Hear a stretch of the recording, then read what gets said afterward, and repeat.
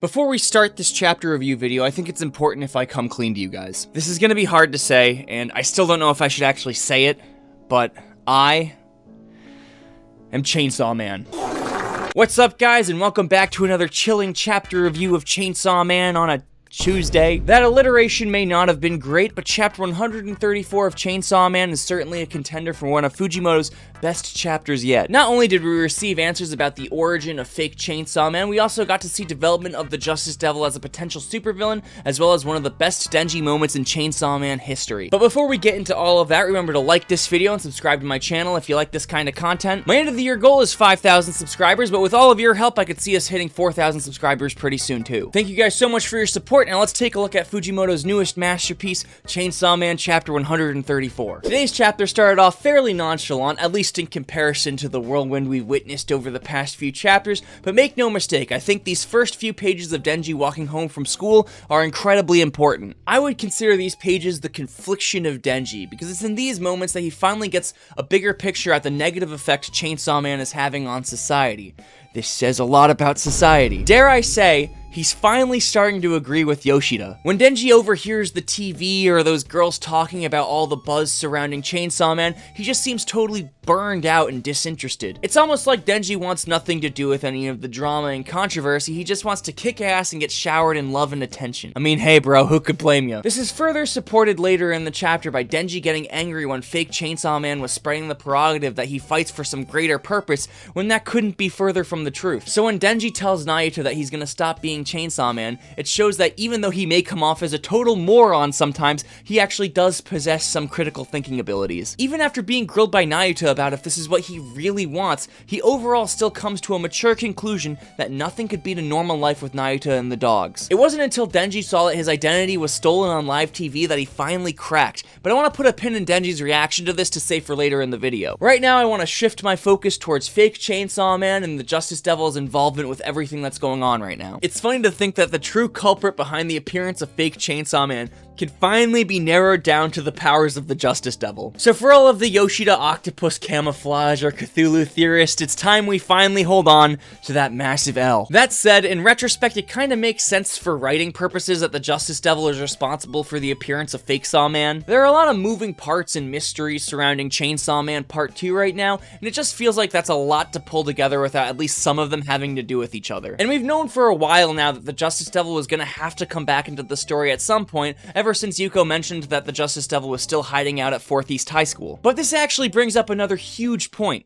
It's highly likely that the Justice Devil lured Yuko in by promising to turn her into Chainsaw Man, and then had her killed after her rampage to keep her from spilling the beans. This leaves us with a few massive questions though.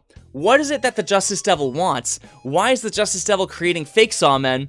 And what kind of connection does the Justice Devil have with Fami, the Famine Devil? Obviously, if the Justice Devil is providing Chainsaw Men to the Church of Chainsaw Man, an organization puppeted by Fami, they must have some sort of connection. I'll leave the Justice Devil and fake Sawman speculation there for now, but I did want to talk about the potential consequences of fake Sawman being paraded on TV will be. First of all, huge thanks to Bensei Gergo, I hope I didn't fuck the pronunciation of that, for commenting this.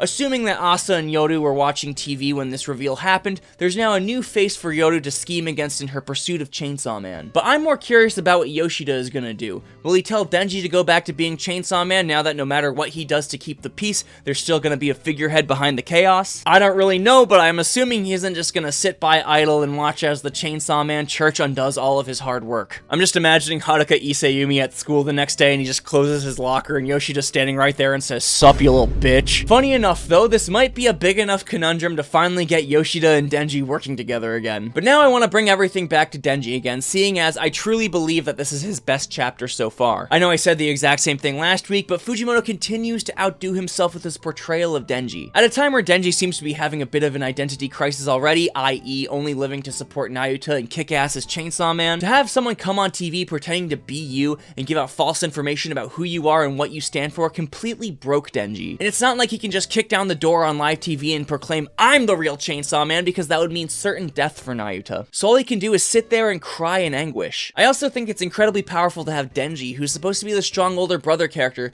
be so vulnerable in front of Nayuta. I've said this before many times in my live streams, but I truly wish for a happy ending for Denji and Chainsaw Man. He's been through so much in his life and had so much given and taken away from him that he's essentially just a hollow shell of what he used to be. So remember to keep best boy Denji in your thoughts during these trying times. Now before we wrap things up here, we still have one more important thing to go over, and that's what the Future Devil predicted would happen in chapter 134 last night. Oh, great and powerful Future Devil, what is going to happen in Chainsaw Man chapter 134? Future Devil, is there ice cream in Jake's freezer? There is absolutely ice cream in my freezer. Whenever I end a stream somewhat early, it's because I want to eat my ice cream. Oh man, let me see. The Future Devil rubs his hands together in excitement.